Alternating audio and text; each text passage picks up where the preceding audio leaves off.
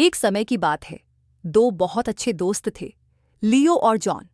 लियो एक व्यस्त शहर में रहता था, जहां ऊंची ऊंची इमारतें, हॉर्न बजाती गाड़ियां, चमचमाती लाइटें और ढेर सारी मजेदार जगहें थीं, जैसे मॉल, म्यूजियम और थिएटर। जॉन एक शांत गांव में रहता था, जहां चारों ओर हरे भरे खेत, प्यारे प्यारे जानवर और नीला आसमान था जिसमें चहचहाते पक्षी उड़ते रहते थे। वे दोनों स्कूल के एक पेन पाल प्रोग्राम के जरिए दोस्त बने। हर हफ्ते वे एक दूसरे को चिट्ठियां और छोटे छोटे तोहफे भेजते थे। लियो जॉन को रंग बिरंगे स्टिकर्स, सुपर हीरो कॉमिक्स और शहर की तस्वीरें भेजता था। जॉन लियो को हाथ से बने बुकमार्क्स, ताजे फूलों की पंखुड़ियां और गांव के चित्र भेजता था। एक गर्मी की छुट्टी में लियो को जॉन के गांव जाने का मौका मिला। वाह! लियो ने गाड़ी से उतरते ही कहा, यहाँ कितनी ताज़ी हवा और शांति है। जॉन मुस्कुराया और बोला, चलो मैं तुम्हें सब कुछ दिखाता हूँ। लियो ने बैलगाड़ी की सवारी की, आम के पेड़ों पर चढ़ा और मुर्गियों को दाना डालने में मदद की।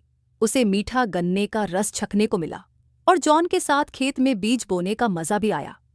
रात को वे तारों भरे आकाश के नीचे लेटकर कहानियां सुनाते और टूटते तारे देखते। एक हफ्ते बाद जॉन लियो के शहर गया।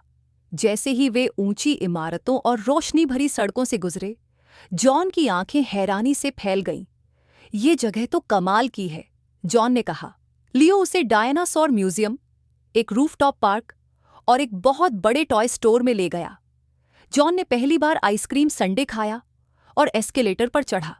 यहाँ सब कुछ कितनी तेजी से चलता है, वह हंसते हुए बोला।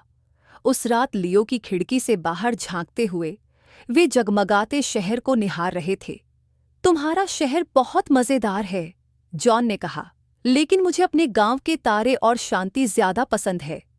और मुझे तुम्हारे गांव की गायें और आम के पेड़ याद आ रहे हैं, लियो बोला।